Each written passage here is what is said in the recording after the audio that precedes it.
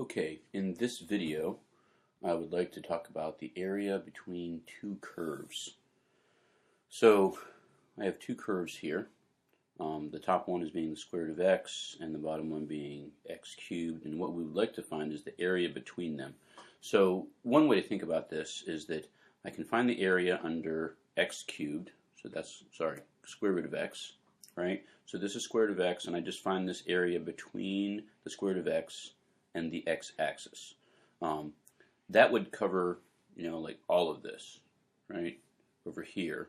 But I want to subtract off this part, which is the area under the curve of x cubed. And again, when we say area under the curve, up to this point we've been implicitly saying that that's the area between the curve and the x-axis. So one way to think about this is the area between square root of x and y equals 0.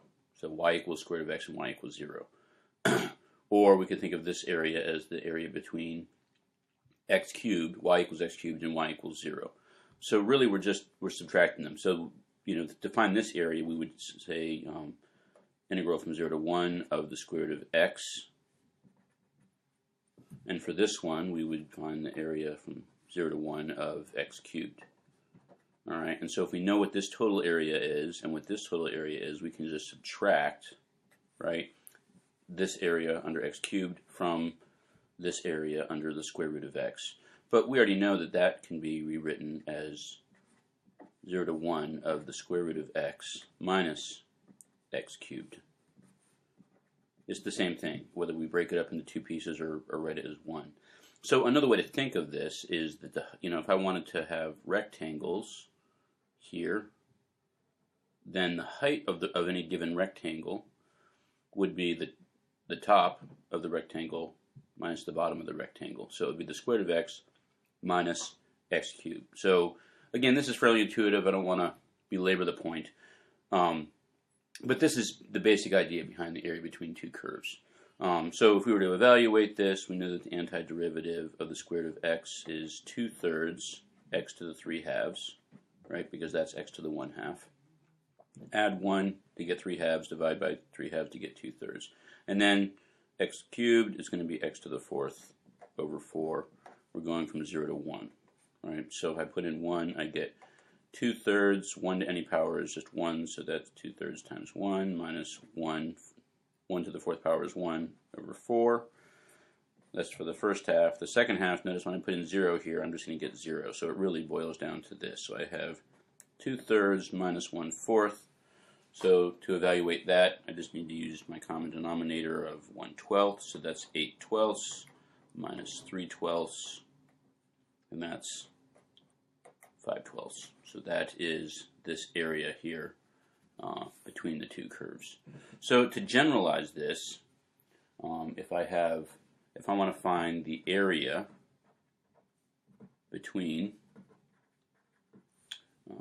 two functions f of x and g of x on some interval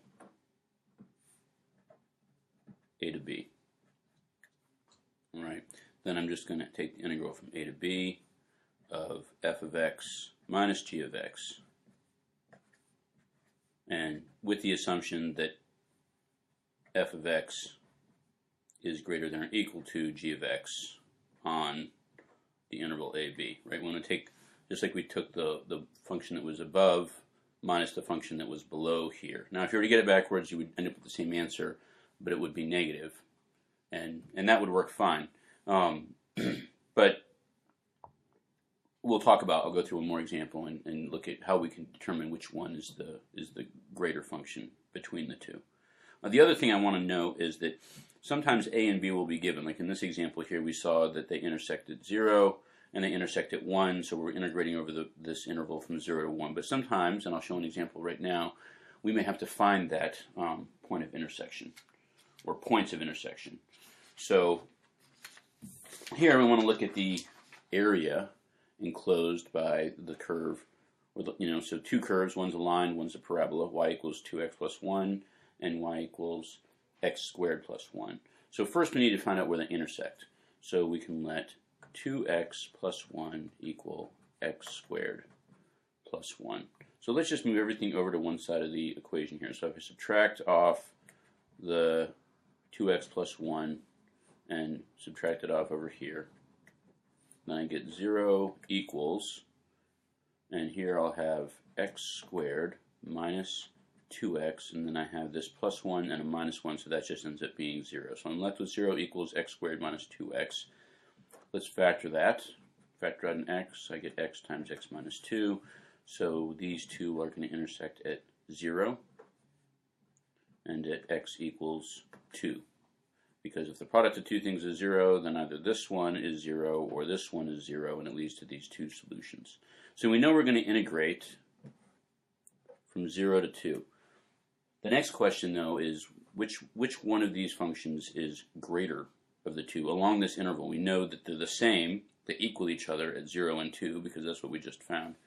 So we could graph it, right, and say, like, y equals 2x plus 1, right? That's going to look something like this.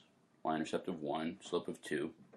And then x squared plus 1 is going to, basically be a parabola that kind of comes down, and it also has a y-intercept of 1, right? So we're looking at something like this. So graphing is probably the easiest way. Another possibility is just that we know both of these are equal at 0 and 2, so we could check a point in between, right? So 1 is in between. So which one is above the other at 1? I could say, well, 2 times 1 plus 1, that's 3. So that's for the linear function. And then for my quadratic, I have 1 squared plus 1, that's 2. So again, along this interval, we know that the line is going to be on top. So I want to, now again, here I set them equal to solve for the intersection. But what I want to do is I want to take the top function minus the bottom function. And I'm going to integrate that with respect to x. So that's 0 to 2. So if we just distribute here, I'm going to have 2x, and then this plus 1, and I'll be subtracting that 1. So again, that will disappear, and I'll end up with 2x minus x squared with respect to x. All right, again, fairly straightforward integral to evaluate. The antiderivative of 2x is x squared. The antiderivative of x squared is x cubed over 3. We're evaluating at 0 and 2. So let's put in 2 first. We get 4 minus 8/3. And if I put in 0 again, I'm just subtracting off 0. So if we wanted to finish evaluating this, I put this in terms of thirds, right? So I would have 12/3 minus 8/3 is 4/3. All right, so it's a fairly basic idea, but I at least wanted to give you an example of where you would need to find intersection points, and that you would need to figure out which of the functions is above the other in terms of finding this area between curves.